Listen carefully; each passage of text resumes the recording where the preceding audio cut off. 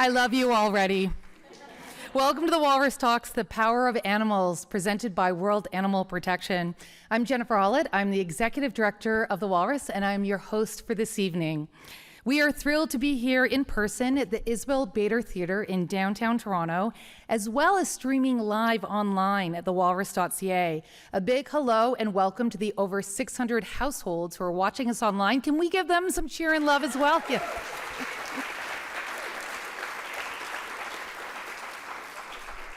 A shout out to those audience members.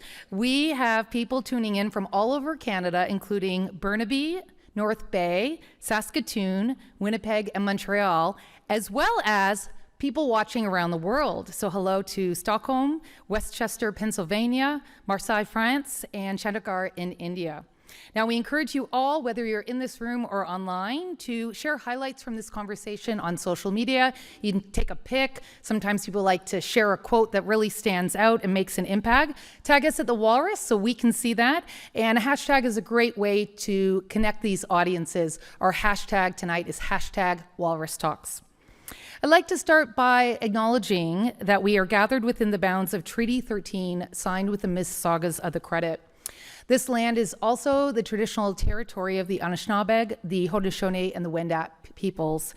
Today, Toronto is home to many diverse First Nations, Inuit, and Métis peoples. And at the Walrus, we are honored to carry on a tradition of storytelling, and that includes the power of animals in storytelling. And we encourage you all to reflect on the land that you're on, whether you're here in Toronto or wherever you're joining us from online and around the world. A bit about the Walrus. The Walrus is Canada's conversation. We cover stories across Canada to offer a deeper understanding of who we are for those inside and outside the country. This year, from tariffs to taunts of becoming the 51st state, never. Canada is the conversation, and the country is standing strong. We're responding to this moment with facts, with analysis, and yes, even some humor, as is the Canadian way. You can find The Walrus online at thewalrus.ca, in print or on newsstands, or by subscribing to The Walrus. You can also listen to our stories, to our podcasts, or take part in events like this one. This work is independent, and it's powered by our community of donors, supporters, and partners. So thank you all to being here, and to World Animal Protection for partnering with us on this event.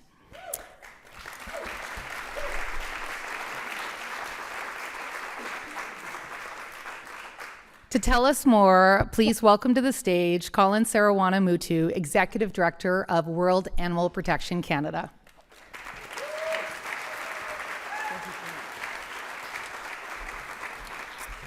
Thanks, Jennifer. I'm Colin Sarawana-Mutu, Executive Director of World Animal Protection Canada. Thank you, everyone, for being here this evening. This is a day we've been looking forward to for many months, and we're thrilled that the day is finally here. World Animal Protection has a 75-year history of moving the world to protect animals. We have offices in 12 countries, and together we work constructively with civil society, local communities, the private sector, and governments across 50 countries to advocate for the welfare of animals.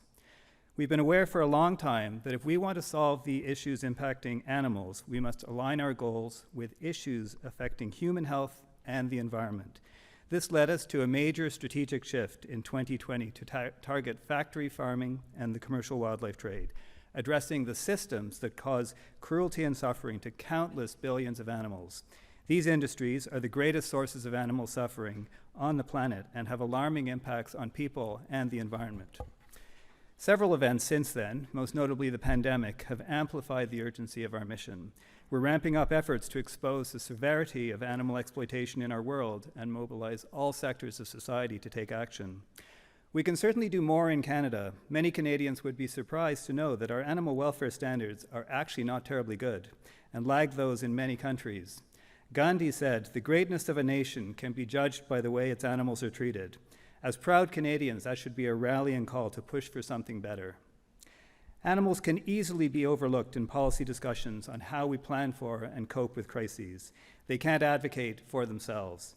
But placing a higher value on the welfare of animals may be the key we're looking for to really move solutions forward, especially for the climate crisis. When we take action to protect animals, we're also protecting ourselves and the planet. This is the power of animals.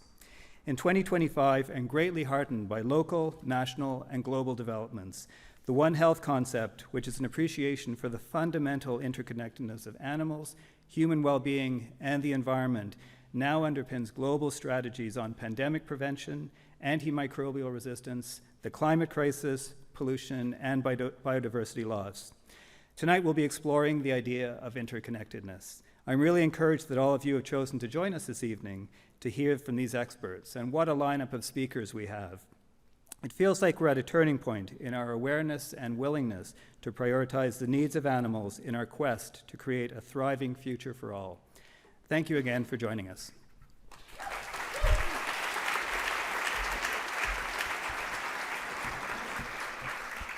Thank you, Colin. Conservation, food systems, ethics, the climate crisis, sustainable farming, human health, ecological balance. All of these involve animal welfare. Tonight we have 7 speakers with 7 minutes each to share insights into how a sustainable future is shaped by how we all treat animals. Tonight we'll be hearing from Dr. Alison Blay-Palmer, UNESCO Chair on Food, Biodiversity, and Sustainability Studies, Wilfrid Laurier University. Dr. Zahra Kassam, Staff Radiation Oncologist, Stronach Regional Cancer Center, Assistant Professor, Department of Radiation Oncology, University of Toronto. Dr. Scott Weese, Professor, Ontario Veterinary College, University of Guelph. Nathaniel Erskine-Smith, Member of Parliament, Beaches, East York, here in Toronto. Dr. Joseph LeBlanc, Associate VP, Equity and Inclusion, and Assistant Professor, Indigenous Health at Northern Ontario School of Medicine University, Vice President, Social Accountability, Association of Faculties of Medicine of Canada. Nital Jethalal, Executive Director, Institute for Future Food Systems, and Tricia Croasdell, Global CEO, World Animal Protection. What bios, what a lineup. Let's get into it. Thank you all.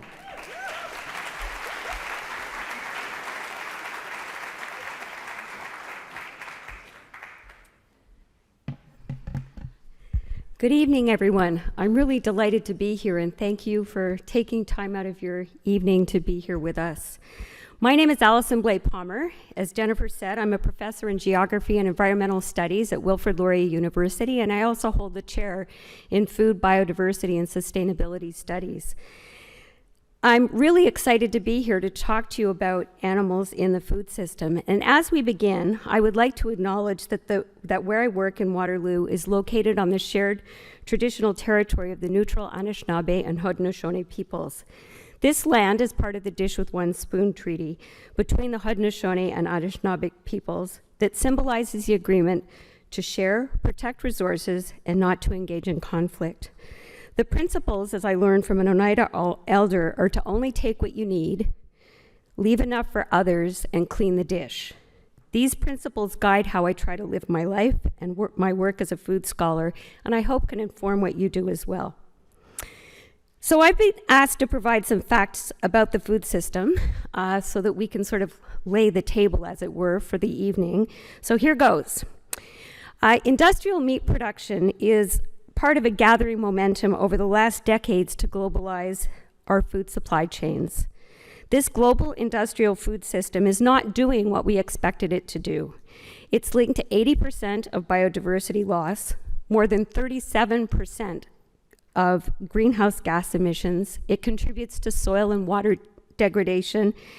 It contributes to the loss of livelihoods, shrinking numbers of family farms and smallholder farms around the world. It erodes national autonomy and over food systems and it increases corporate control, and it also feeds into the ravages of war, displacement, and colonization. As of 2025, about 2.3 billion people globally were estimated to have been moderately or severely food insecure, with about 26 billion unable to eat a healthy diet. Food insecurity happens everywhere. Here in Canada, more than 25%, so about 10 million people live with food insecurity as of 2024. However, with that as the backdrop, The good news is that attention to more diverse and resilient food systems can help achieve benefits for people and the planet. So if you decide that you want to be part of the solution, which presumably everybody in this room is interested in entertaining that idea, it helps to know about alternatives and what choices we can make. So what I'd like to do is give you some scenarios that you can consider. First, let's think about an industrial, large-scale animal operation where there are tens of thousands of animals living in very close quarters, fed antibiotics, eating food grown on land that was cleared, probably clear-cut for corn, and creating slurries of waste. Next, try to imagine cows grazing in a field, able to eat what they choose, moving around with shaded areas to protect them from the sun. The manure fertilizes the fields where they roam, and they help to maintain pastures that sequester carbon. Next, imagine fields of peas that go on for acre after acre. There is little biodiversity, no habitat for pollinators. Fossil fuel inputs are used to grow the peas, and these are then processed using sophisticated chemical processes to break down proteins and other components so they're edible as plant-based meat products, often shipped long distances as part of global supply chains. Now imagine this, and I'm painting you a picture of a farm I visited in Brazil. You're in the Atlantic forest of Brazil, where the climate is temperate, on a family farm using traditional, locally adapted farming practices passed down through generations. Here, the shadow from the leaves dapples the ground, letting enough light for yerba mate tea trees to grow, and where chickens and pigs forage. The family has a garden to provide themselves and their neighbors with diverse, nutritious, culturally appropriate food. Farmers save their seeds and trade them with others in the region. To keep costs down and use resources at hand, manure from the chickens and pigs feeds the soil as they roam free on the farm. The farmer is part of a co-op initiative to market their shade-grown yerba mate to regional markets and fair trade markets beyond. The farm is diverse, the soil is rich, and the water is clean. The people have access to healthy food as they build livelihood opportunities in their regions and beyond. These examples can help you decide what you want to eat. Rather than seeing meat as good or bad, many people work and eat in the middle, supporting closed-loop or local food systems that integrate animals, plants, community, and the environment, such as the farm I was on in Brazil, and millions of other farms like it around the world. So whatever you decide, the important takeaway is that unflagging support for the global food system, including the industrial meat system, needs to change. Changing the food system so it is equitable and builds on socio-ecological interconnections can help address the climate crisis, pollution, food security crises, and bring about the structural change we need for transformation. And you have the power to be part of this transformation. That's really my message to you this evening. You can buy minimally processed, locally produced food direct from farmers at a farmer's market or online. You can lobby the institutions you work for, the pension funds you're part of, or through personal investments to get corporations to divest from fossil fuels. You can ask your government representatives to support ecological family farm producers and fair co-ops along the food chain through public procurement, such as through school food programs that buy food from local farms like they have in Brazil, Kenya, and many other countries. Simply put, the message is this: support food systems that are less dependent on fossil fuels, promote biodiverse farming, and support equitable access to healthy food for everyone. If you want to eat meat, be informed and do the best you can for your health and the well-being of the planet. Thanks for listening, and I look forward to talking to you afterwards.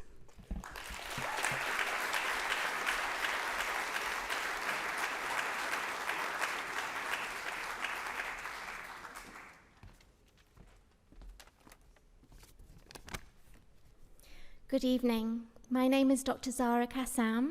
I'm a radiation oncologist and director of Plant-Based Canada. As physicians, our duty is to protect and promote health. I will begin with an admission. Like most of my physician colleagues, I was not taught in my medical training about the profound link between diet and disease. It took me years in practice to realize just how much our meat-heavy diet is driving illness in our patients. Now I talk to all my patients about food because the evidence is clear. One of the greatest drivers of poor health and one of the most powerful levers for change is right on our plates. Decades of research show that plant-based diets can help to prevent, treat, and in some cases reverse chronic disease. What we lack is not science, but action. Chronic disease is crippling our communities and our healthcare system. The World Health Organization tells us that non-communicable diseases account for 3/4 of global deaths. A significant portion of these could be prevented by lifestyle behaviors, including diet. Yet in Canada, of the estimated $372 billion spent last year in healthcare, very little was directed to prevention. The Global Burden of Disease study confirms that dietary risks are now the leading cause of chronic ill health globally, causing more deaths and disability than tobacco. The top diet-related diseases are cardiovascular disease, cancer, and diabetes, top causes of death in Canada and globally. Their work found that improving diet could prevent 1 in 5 deaths, and that among the top 5 dietary risks were not eating enough fruits, vegetables, whole grains, nuts, and seeds. In other words, the very foods that best protect health are the ones most lacking. Canadians are also falling short. Less than 23% of Canadians meet daily fruit and vegetable recommendations, while red meat and dairy consumption is about double recommended levels. But solutions are within reach. Diets centered on fruits, vegetables, whole grains, beans and legumes, nuts and seeds, while reducing animal foods, are associated with a lower risk of multiple diseases, including cancer, heart disease, diabetes, hypertension, stroke, dementia, arthritis, kidney disease, and I could go on. And eating this way adds years of healthy life.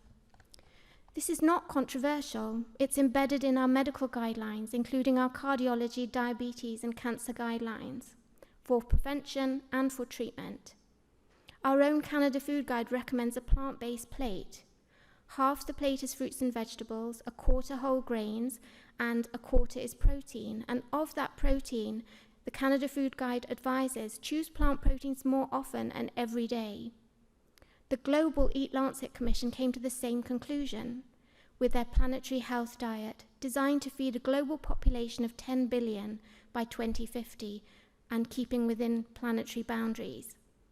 They acknowledge we don't need to eat animals, but if we do, animal food should make up no more than 13% of our calories. Following this pattern would prevent 1 in 5 deaths globally and save 11 million lives annually. And if you should wish to be 100% plant-based and leave animals completely off your plate, as I do, we can be reassured that the major dietetic organizations tell us that an adequately planned vegan or vegetarian diet is nutritionally adequate and can offer long-term health benefits. But the impacts of our food system on our health go far beyond chronic disease. Animal agriculture is the single largest consumer of antibiotics worldwide. In Canada, 82% of antibiotics are used in farm animals. This accelerates antimicrobial resistance, which the WHO ranks as a top 10 global threat to humanity. Resistant infections already kill thousands of Canadians every year, undermining the very foundation of modern medicine. Industrial farming also heightens pandemic risk. Intensive animal confinement, global meat supply chains, and habitat destruction for animal agriculture are fertile grounds for zoonotic spillover. COVID-19 showed us the devastating toll of a pandemic on our health and communities.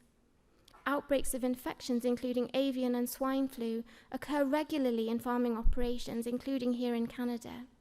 If these strains break into humans with their high mortality potential, the results will be catastrophic. Reducing dependence on animal agriculture is therefore a central pillar for pandemic prevention. There is also stark inequities in the animal sector. Slaughterhouse and processing jobs, dangerous, low-paid and traumatizing, are disproportionately held by marginalized workers, often recent immigrants. Their jobs carry increased risk of injury, PTSD, and depression. Large-scale animal operations are often sited in marginalized communities, exposing residents to air and land and water pollution and increased risks of disease. And we cannot ignore the planetary crisis. Animal agriculture is a major driver of greenhouse gas emissions, deforestation, diversity loss, species extinction, water and air pollution, all of which circle back to our personal health. These planetary impacts cause increasing rates of multiple diseases, such as cardiovascular disease, respiratory disease, cancer, heat-related illness, infectious disease spread, mental health harms, and destabilization of the very health systems we rely on. Our medical institutions now recognize this. The Lancet Countdown Report on Health and Climate Change for Canada, in collaboration with the Canadian Medical Association, identifies shifting towards plant-based diets as one of the top 3 priorities to mitigate climate change and protect Canadians' health. In conclusion, our animal-based food system is a central thread affecting our health, connecting chronic disease, antibiotic resistance, pandemic risk, social injustice, and ecological and climate breakdown. We must resist industry-funded manufactured doubt and distractions, from greenwashing sustainable beef claims to false fake meat scares. We have a moral imperative to act.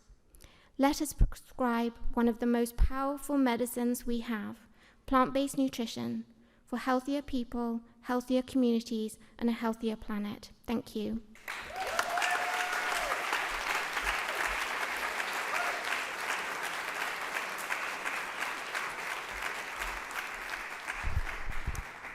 Hey, good evening. I'm Scott Weese. I'm an infectious disease veterinarian, and I focus on 2 main areas: emerging infectious diseases and antimicrobial resistance, and really at the human-animal interface. Today I want to talk about antimicrobial resistance, or AMR. And to do that, we have to think about antimicrobials and the miracle of antimicrobials. And that's not hyperbole. They've changed society. Right? The invention of antimicrobials is the accessibility to let modern medicine become modern medicine. Let us treat people, let us treat animals. We would not be where we are without them. It was revolutionary. But antimicrobial resistance, this inevitable response, is counter-revolutionary. If we look globally, over 1 million people die of antimicrobial resistance every year, and that's going up. And the burden is largely in young children in developing countries. If we look at Canada, economic costs, $1.4 billion, that's billion with a B, every year, and accelerating. If you look at food animals, it's been estimated that by 2050, if things are unchanged, AMR will account for production losses equivalent to the food needs of 750 million to 2 billion people. That's staggering to me, and we don't pay attention to it, right? We call it a silent pandemic because it's causing tremendous damage, but most people don't think about it. And why do we have this problem? We have this problem because we have a drug use problem. We use antimicrobials, and we have to use them sometimes, but we use too much. And we use them in situations where we have other options. And antibiotics are strange drugs. So if I'm treating an animal, or if you're taking a painkiller, right? It works or it doesn't work, and that's pretty much the end of it. If I treat an animal with an antibiotic, it works or it doesn't work, but I change that animal. I change the bacterial population in it. A little bit of selection for antibiotic resistance that might cause problems in that animal later on. Might spread to other animals in the household, on the farm, might spread to the owners, might spread to you, might spread to me as a vet. If it's a food animal, it might get into the food and the water and the environment.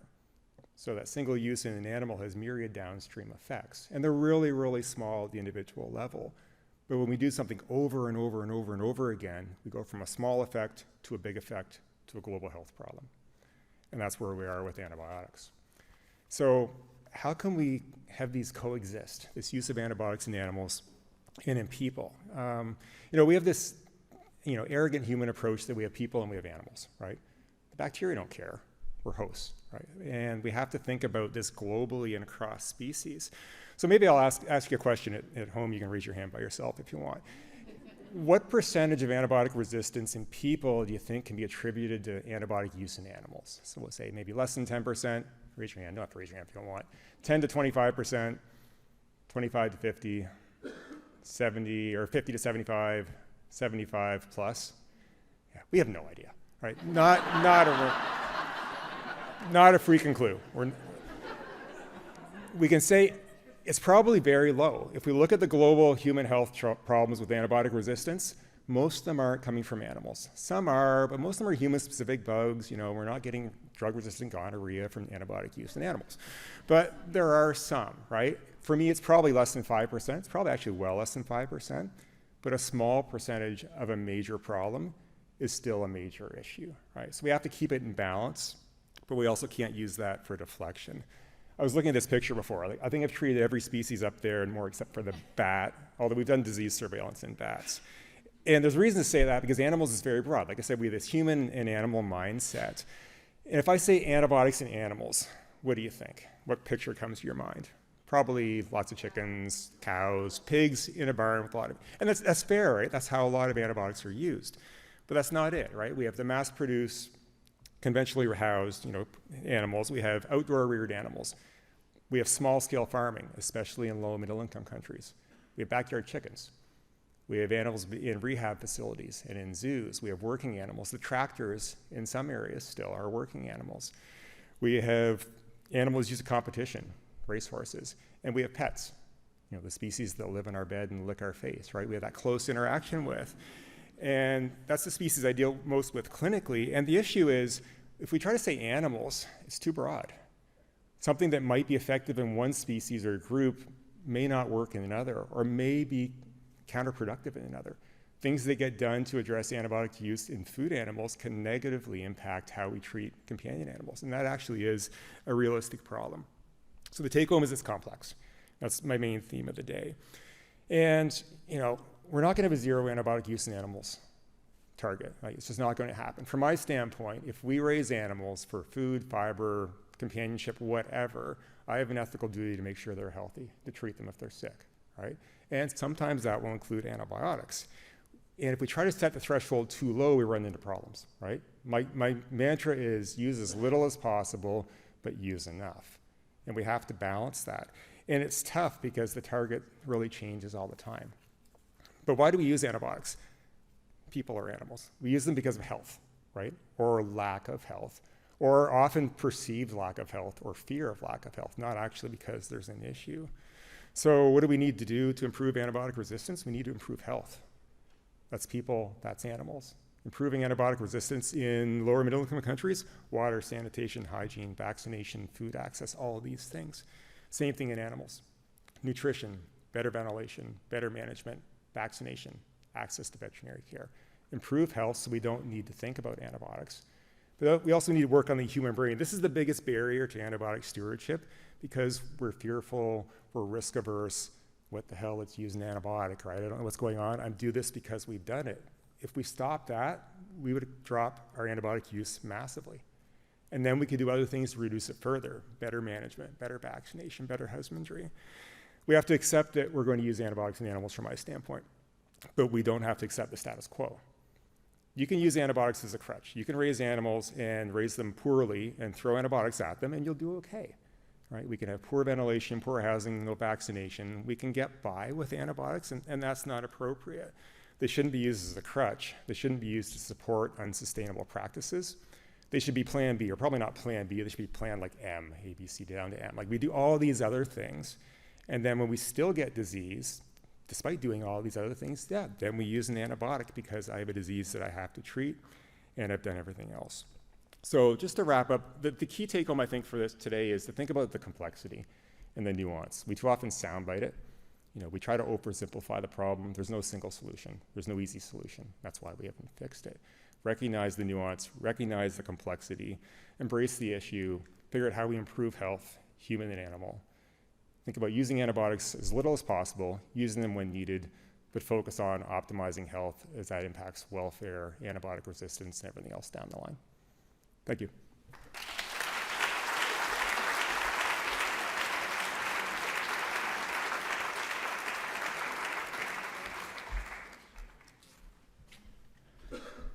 So you heard from 3 experts with scientific backgrounds, and now you're going to hear from me.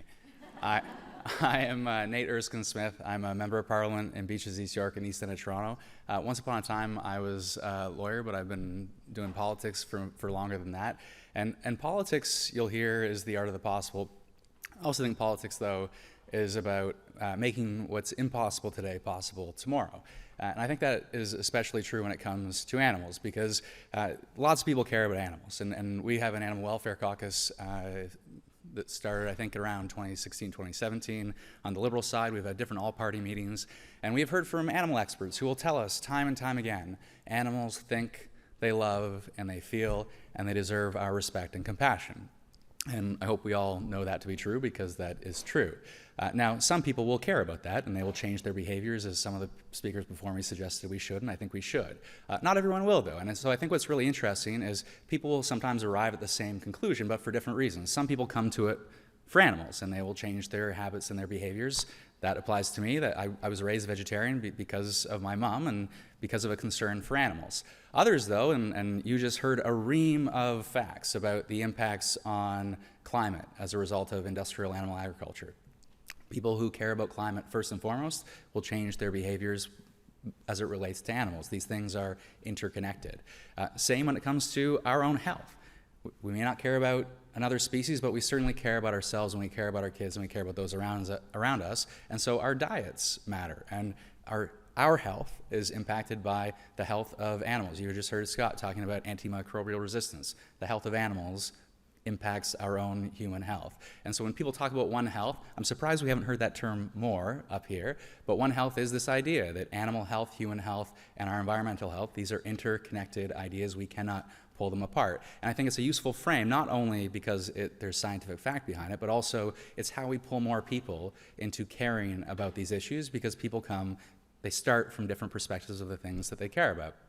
Now, in Ottawa, we have seen some progress for animals along the way. I could tell a story about how, when I was just telling a story earlier, when I was first elected, I introduced a bill to strengthen protections for animals in the criminal code. It went completely sideways.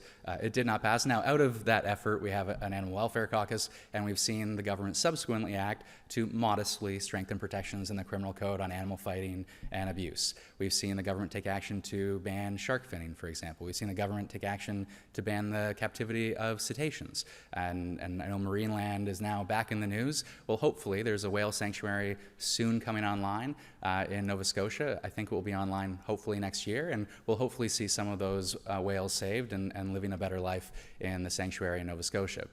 Still work to do. We've seen a ban on cosmetic testing. We have seen commitment legislatively to phase out toxicity testing, and there's a draft strategy at Health Canada to do just that. Unfortunately, there is no money. We've seen commitments around making sure that we ban the live export of horses for slaughter. An unfulfilled commitment. Jan Arden wants us to do it yesterday, and she's right, but we promised to do this, and we should do this. We have promised to make sure that we pass once and for all the Jane Goodall Act to protect animals in captivity. I was saying earlier to one of the fellow speakers, the strangest moment I've ever had in politics was being the House Speaker on the Jane Goodall Act, and Jane Goodall was zooming in, and the late Murray Sinclair was zooming in, and I was wondering how I could possibly be standing between these two icons. But it was because of a shared concern for animals. Now, I say all that, that's progress, and there's some progress that's been accomplished and some progress that we have yet to accomplish. But I don't think we have truly grappled with the systemic challenges that we face. And sometimes it's important, these one-off issues, look, they protect animals, they save animals, animals are better off, we strengthen animal protections. The way we talk about it, the way we remind people that animals matter, and this one-off issue is actually part of a broader advocacy movement of improving animal protections overall, is incredibly important. I think, again, we can change minds. The more you change minds, the easier it gets to change laws and change rules. I will say, though, when I think of system-level change, it will, and you've heard this from others, it does track back to food systems. And I had a pandemic prevention and preparedness bill, and I was told, remove the agriculture section. And yet it's central to pandemic prevention and preparedness if we take the science seriously. We have a food guide that is science-based, not lobby-based, for the first time in the country's history. That's a good thing. But we have utterly failed to operationalize that food guide. Now, you heard from one speaker an excellent idea, procurement. Imagine if provinces took this seriously and our hospitals not only reactively responded in a healthcare-focused way, but also served healthy food and incorporated preventative healthcare in what we do on the day-to-day. Imagine if the National School Food Program procured healthy food for our kids, better for our kids, better for animals, better for our environmental health. You could go down the list. Federal procurement, provincial procurement, government procurement would go a long way. I've tried for 5 years unsuccessfully in federal budgets of hundreds of billions of dollars a year. I have tried to get $2 million to train chefs of tomorrow to update culinary curricula across this country. We did it once upon a time in 2012 to reduce sodium in culinary curricula. Imagine we did it to update culinary curricula to operationalize the food guide so chefs of tomorrow understood that, of course, they're going to cook all sorts of different things, but they understood the science behind the food that they were putting on your plate. Imagine on the innovation front. We are going to wake up 20 years from now, and meat is going to come from very, very different places. If you have not heard of cellular agriculture, I encourage you to look into it. Meat is going to come from a very different place than it does today, because what we do today is incredibly unsustainable, and governments today should be funding those innovation efforts. So what is impossible today is possible tomorrow. And all that's to say, I encourage you all, when a politician knocks on your door in the next election, ask them what they're going to do to make sure environmental health, human health, and animal health are being dealt with together. Thank you.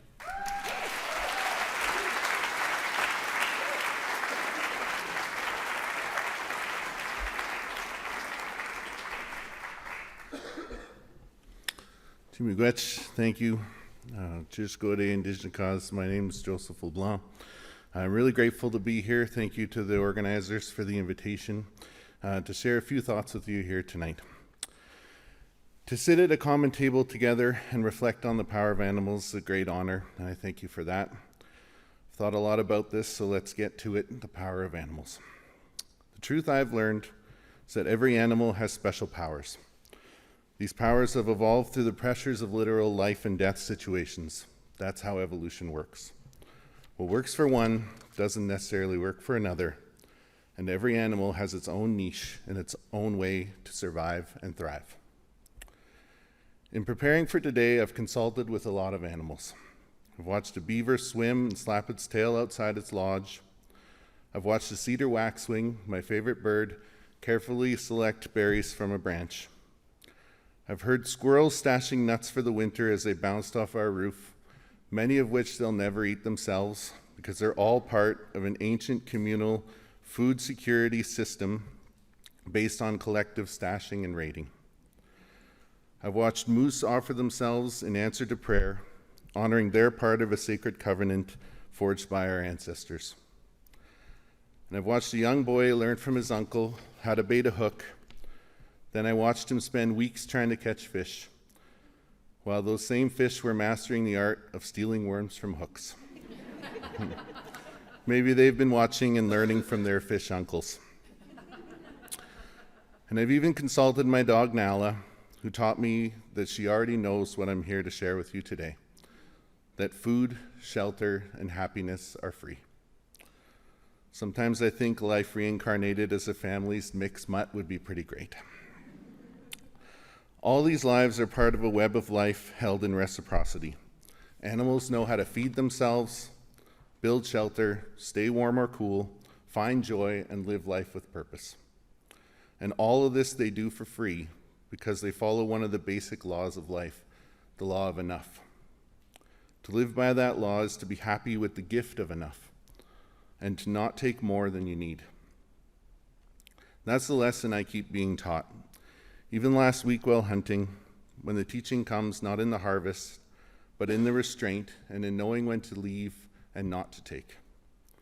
But us humans, many of us have forgotten this lesson. I've been lucky in my career and life to know many people who haven't, and I'm really grateful for their teachings, but many of us have. We've forgotten that we're animals too, and in that forgetting, we've stepped outside of our niches. We've attempted to step outside of the web of life. And we've forgotten to live in reciprocity. We've forgotten to leave something for others, and we began taking more than we needed. Taking homes, taking food, and taking lives, especially non-human lives, as if we had the right to. The irony is sharp here tonight. Here we are, animals, gathered in a concrete jungle and online, talking and thinking about the power of animals. While most of the animals from this place have been domesticated, extirpated, or caged, and the ones still living here, the raccoons, the pigeons, the rats, the geese, and the seagulls, are often despised as pests. Maybe that's because deep down we are jealous. Jealous of their freedom, jealous of their security, and jealous of their happiness. Because living outside of our niche hasn't brought us collective happiness. It's brought us many crises. A housing crisis, crisis of food insecurity, crisis of addictions, mental health and suicide, and a planetary health crisis, to name a few. But there is hope, because remembering is possible. We can use our special animal powers for good instead of harm. The power of our minds and our hands, not to control, but to connect and heal. I see it already in the work of people who treat food as medicine. In communities that share nourishment freely, in housing first approaches that provide shelter not as a reward, but as a basic human right, a foundation to build a life from. And in the idea of public food, food as a common good, like it is with healthcare and education. For me, the vision is a common table, a table woven like a web, held together by reciprocity and love, a table where everyone has a place, where nourishment is shared, where farmers, homesteaders, harvesters, fishers, and hunters are supported to become caregivers of the land. A table where we remember that food isn't a commodity, it's a relationship and a responsibility, and it's a gift that we're meant to share for free.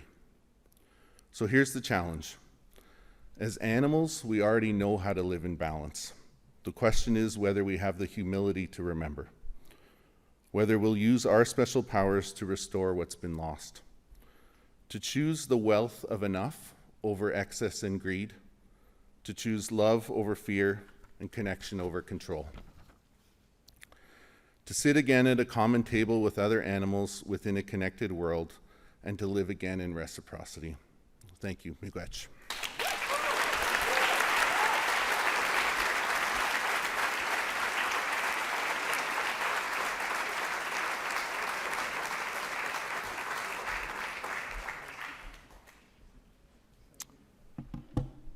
Good evening.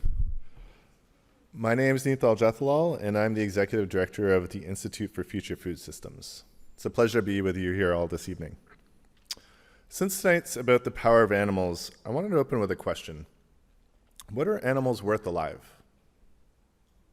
In 2019, an IMF economist calculated that a single great whale is worth more than $2 million for the carbon it sequesters, the fisheries it sustains, and the ecotourism it generates. That's up to 20 times more than its value dead. Throughout history, the role of animals has been a subject of deep debate, ensnaring many of the most recognized minds of their times. But 200 years ago, the Industrial Revolution began a process of separation. Mechanized agriculture moved animals out of sight and, for many, out of mind. Today, animals are more embedded in our lives than ever, nowhere more so than in our food systems. Every year, more than 90 billion land animals are slaughtered for food. That's the equivalent of Canada's population being killed every 4 hours, alongside 1 to 2 trillion aquatic animals. This leaves us with a world today where just 4% of mammal biomass is wild. Humans make up about 1/3, livestock nearly 2/3. This means that 2 out of every 3 mammals on Earth is now a farmed animal. How did we get here? Over the past 60 years, globalization and corporate consolidation created an animal-centric industrial model. Meat production has increased 5-fold since the 1960s, while the human population only doubled in that time frame. With incomes rising and urbanization accelerating, meat consumption is projected to double again by 2050. This is a profoundly inefficient system. The world already grows enough calories to feed everyone, yet vast amounts are funneled into livestock. 2/3 of energy is lost when plants are converted to animal protein. Half of all our habitable land is agricultural, 3/4 of which is devoted to meat, dairy, and eggs, and yet they supply just 18% of our calories. This global food system is also very fragile. 4 crops, rice, wheat, corn, and soy, make up about 60% of global calories, and their production is concentrated in just a handful of countries, with the US being the common denominator in each one of those crop groups. I'm sure it gives you all great comfort knowing that the global food system relies on American stability right now. Speaking of which, Canada relies on the US for about 2/3 of our vegetables and 1/3 of our fruit. And the free trade promise of staggering vast wealth for some of the more developing countries who first joined during the neoliberal regimes in the 80s and 90s fell short. Today, 40% of countries depend on imports for food, leaving them very exposed to shocks. Most cities can't even make it, let alone a week, if not days, without food supply coming in at some point. The costs of our increasingly animal-centric system are staggering. The Food System Economic Commission, which is a group of different multidisciplinary experts, estimates the hidden annual costs of our global food system to be between $12 and $15 trillion, putting it as arguably the largest market failure in the world today. These costs are borne by health systems, ecosystems, and generally all of us in society. In Canada, diet-related illnesses cost more than $80 billion annually. AMR, as you heard Dr. Weese talk about, is projected to cost $1.5 to $3.5 trillion globally within 4 years. Some estimates, if that does not come down, have it in the tens, if not over $100 trillion by 2050. Ecologically, animal agriculture drives biodiversity loss, deforestation, freshwater depletion, but also human rights abuses are endemic in this system. Meatpacking is among the most dangerous industries in North America. Ranching displaces indigenous communities abroad, and up to 20 million different types of indentured labor is employed in the animal agricultural food chain or its associated areas. Plus, 1/3 of all food is lost or wasted each year, much of that tied to animal products as well. Shifting to fewer animals in the food system delivers wins across health, environment, and economy. As Dr. Kassam has shared, plant-based diets prevent and even reverse chronic disease. I've seen the results firsthand for the past 30 years through my father's own medical practice. Hi, Dad. Globally, vegetarian and vegan diets are already 22 to 34% cheaper than current diets in high-income countries. This was huge research that came in 2021, and yet I still get asked regularly about this myth that getting rid of animals in your diet is more expensive somehow. Canada is well positioned right now to make this transformation. We're the world's largest producer of peas and lentils. We have a plant-based sector projected to add $15 billion to GDP and 50,000 jobs. Proteins Industry Canada has a $25 billion roadmap. And while this sector has taken a hit the past 2 years, that is the alt meat sector, globally it's still growing 3 to 5 times faster than conventional meat. And that's not really taking into account cellular agriculture and precision fermentation products that Nate was just speaking about. So why hasn't this transition moved faster? In a word, industry influence. Meat and dairy outspend plant-based foods by lobbying ratios of up to 100 to 1. They spend more on lobbying than oil and gas and the defense sectors. Subsidies to meat and dairy exceed those to alternatives by 800 to 1,200 times. The sector follows the playbook of asbestos, lead, and tobacco industries that came before it, funding research, co-opting scientists, and saturating schools and media with doubt. More recently, they've been waging an aggressive disinformation campaign against foods like plant-based meat alternatives, which, as research shows, are increasingly healthier than their animal analogs. The World Economic Forum ranked disinformation as the #1 global threat this year in the short term. And most of these campaigns by industry target plant-based foods, about 75% negatively. The other 25% pass around information supporting animal products. Beyond this industry resistance, we have faced three gaps. We have a knowledge gap. Surveys show around the world, thousands of people over many countries, that we are underestimating the impact of food as a powerful lever. In fact, a VegTO survey found up to a quarter of Torontonians doubt the established links between diet and health. We also have an awareness action gap. Awareness doesn't automatically change behavior unless the environment supports it. And this is where choice architecture comes in. The way options are presented influences decisions. A simple nudge like making the plant-based meal the default on a menu can shift choices without removing freedom. For example, in New York, hospitals now serve 60% of meals as plant-based defaults with 95% satisfaction. And finally, there's fragmented efforts and a coordination gap, both on the government and policy side and within civil society. It's understandable because food is so intersectional, but we do really need to coordinate and work as efficiently as possible. I will leave you with the thoughts of what systemic change is required before what we can all do. Federally, there's a lot of promise in what Canada is doing.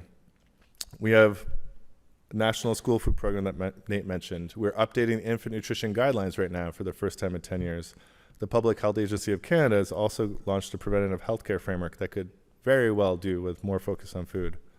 Provincially, we can make lifestyle medicine billable, which would be a game changer for the healthcare sector, expand fruit and vegetable prescription programs, and strengthen food and climate curricula free from industry influence. And finally, municipally, we can adopt consumption-based emissions inventories, something that Toronto's actually done. And after doing, we found that food wasn't just 2% of our emissions as initially thought, but 24%, or the leading source. There is no transformation without reskilling labor, and that is a pivotal area that needs to be figured out. Canadian producers are on average 56 years old, and the International Labour Organization has flagged retraining as a top priority globally.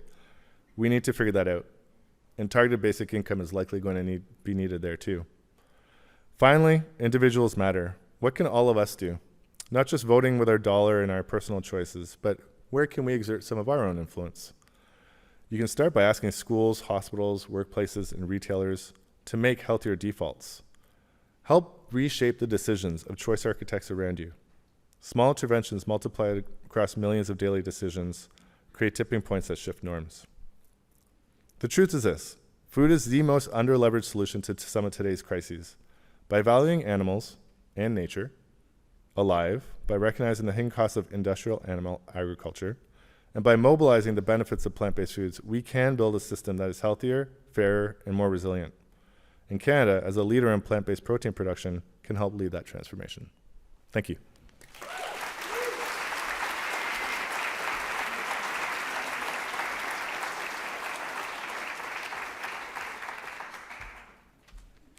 Hey everyone, hi. My name is Tricia Croasdell. I'm the Global CEO for World Animal Protection.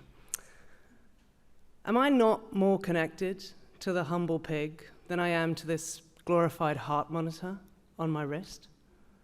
Do I not share more in common with the chicken than with the very car I drive? Of course I do. We all do. Yet I was born at a time when most people were fed at their parents' tables with produce, grains, and meat raised by local farmers or by their families. But I have trod a path so far removed from those that lived before me, so removed from our ancestors who sustained themselves upon this earth without creating environmental emergencies. For the farming my grandparents did no longer exists. We have created an industrial food system. It's based on suffering, antibiotic use, and darkness. So removed from compassion and stewardship in line with nature. Yet we wonder when zoonotic disease upon zoonotic disease unleashes itself upon us. We cry, why us? What have we done to deserve such cruelty? But then we go back to old behaviors and repeat. Our food systems are broken, and we must be the people to fix them. Hundreds of billions of animal lives are killed on this planet every year for food, and it gives us around 20% or so of our calories. It's a backward system based on extraction, destruction of habitats, and total disregard for the animals trapped in factory farms. Even though that this has become the foundation of our global food systems, we seem to have a very little understanding of its impact on us, on animals, and on the planet. And there's a surprising lack of impact, a lack of urgency around curbing these impacts. I mean, we seem really eager to embrace electric vehicles to reduce emissions, but we are reluctant to demand that food companies change their practices, produce more plant-based options. Even though animal farming accounts and is one of the biggest contributors of methane and nitrous oxide, easy to say, we don't see factory farming mentioned in the news agendas or on government agendas whenever the climate crisis is discussed. Not in the same way that we see fossil fuels targeted, but it's starting to change. Because let's face it, we have to do things differently. We're at the point where we cannot any further go down this road of exploitation. Our fate is now linked to how we treat animals sharing this earth. So let's give a little bit of hope and progress, right? What does progress look like? We've heard from others. One thing, it means eat more plants, eat your greens. Even a small reduction in the amount of meat and dairy consumed globally has big impact. Doing this would mean fewer animals would be born into and trapped on factory farms. Fewer antibiotics would be used. We would have lower emissions, better health, lower food costs. Here in Canada, World Animal Protection just relaunched a program to support people in making this change. When it was first launched in 2022, 83% of participants said our meal plan helped them to reduce their meat consumption, and we're hoping to reach an even bigger audience. Progress means being aware of ethical approaches to farming and supporting those farmers who are committed to farmed animals living good lives. I visited a farm in Thailand recently where the farmer provides a high welfare environment for chickens. The chickens are allowed to roam freely amongst the trees. They even fly.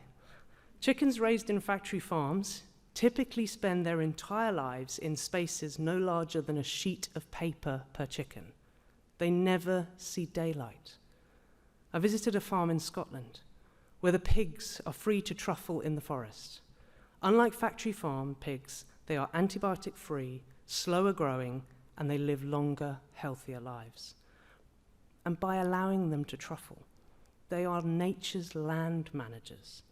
They're revitalizing the land, encouraging more wild animals, insects, amphibians, birds, all sharing the same space.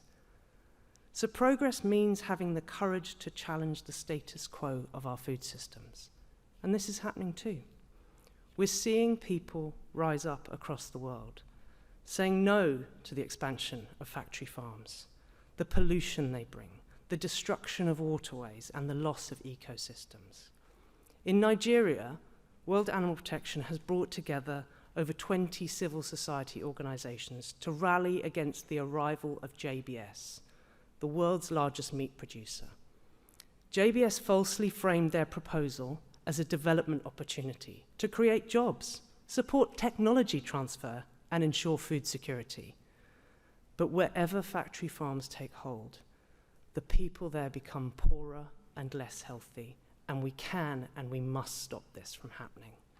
Progress is voicing our values to those who can activate change. And this is happening. You've heard it right here in Canada. We're seeing exciting progress in Canada and elsewhere around the world on making animal welfare part of the political debate.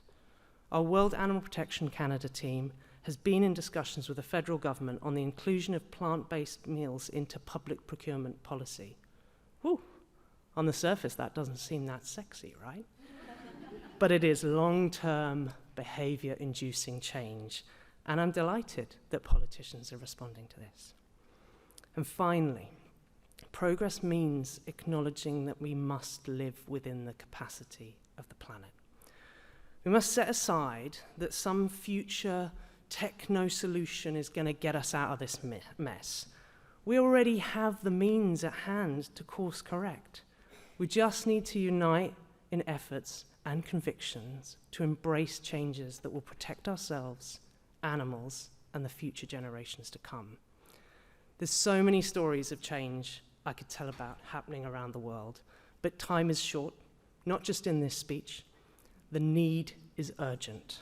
So if I have gained your attention, please join us and support us at World Animal Protection. We need the support of all of you to change this world for the better for animals, for us, and for one precious, beautiful planet that we call home. Thank you very much.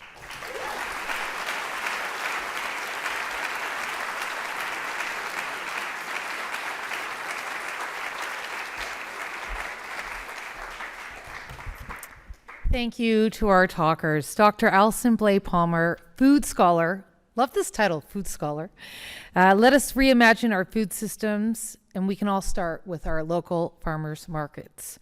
Dr. Zahra Kassam, the link between diet and disease and meat-heavy diets, a plant-based diet, we can recognize it as medicine. Dr. Scott Weese, the downstream effects with antibiotics in animals, yikes. I think you really captured our attention with all the connections there. And a theme you mentioned and throughout is that we don't have to accept the status quo. Nathaniel, Erskine-Smith, people come to animal welfare through different doors. And it's always encouraging when a politician says, talk to your politicians about it, whether it's door knocking, but that there are conversations to be had with politicians and across the political spectrum. Dr. Joseph LeBlanc, every animal has special powers and that we can learn from animals. A great reminder on the law of enough, and you have inspired me to pay more attention to animals because there is so much that they can teach us, even the city animals that we often overlook. Nital, Jethalal, we are in an inefficient system, and it's important to pay attention to the details and acknowledge how there's so much room for efficiency ahead that would serve so many things in our world. And finally, Tricia, Croasdell, we are so far removed from farming of the past. We should not be ignoring factory farming, even if it's not in front of us, and that there's an opportunity and time right now to do things differently. A round of applause again for our talkers this evening.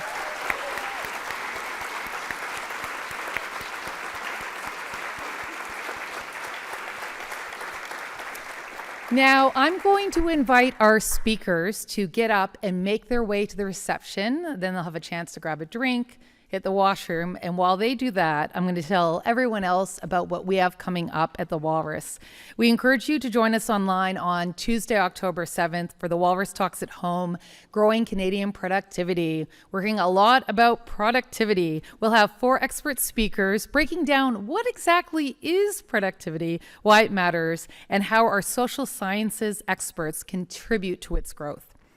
And then on Thursday, October 9th, join us in Ottawa or online for Climate at a Crossroads. This is a day-long event that brings together global experts in climate and economic policy, media, and civil society to discuss climate disinformation, which is something that we heard in the talks just now. Please stay in touch with us at the Walrus. You can sign up for our newsletter. For those of you in the room, there is a table outside, or stay in touch. We'll send a follow-up email tomorrow. You can opt in. Also, you can subscribe to the print edition to the Walrus. We do have a special offer for those of you who are in the room tonight. A full year subscription to the Walrus. That's 8 issues delivered straight to your door for just $25. It's a great deal. Just stop by that table and the team will set you up. What's interesting about the Walrus and Animal is that we're also a registered charity, and our work is powered by people like you. With your support, we can ensure that everyone has access to responsible, fact-based coverage of the very issues, like animals, and how we treat them, that will shape Canada's future. You can donate to the Walrus at thewalrus.ca/support, or come by that table in the lobby. All gifts of $20 or more are eligible for a tax receipt. Again, thanks to everyone at World Animal Protection for making these talks possible. And a special shout out to friend of mine who works at World Animal Protection, Melissa Matlow. When we were in high school, she created something called the Green Posse, which was an early version of this. And as I was reading the school's announcements, and here we are working together many decades later.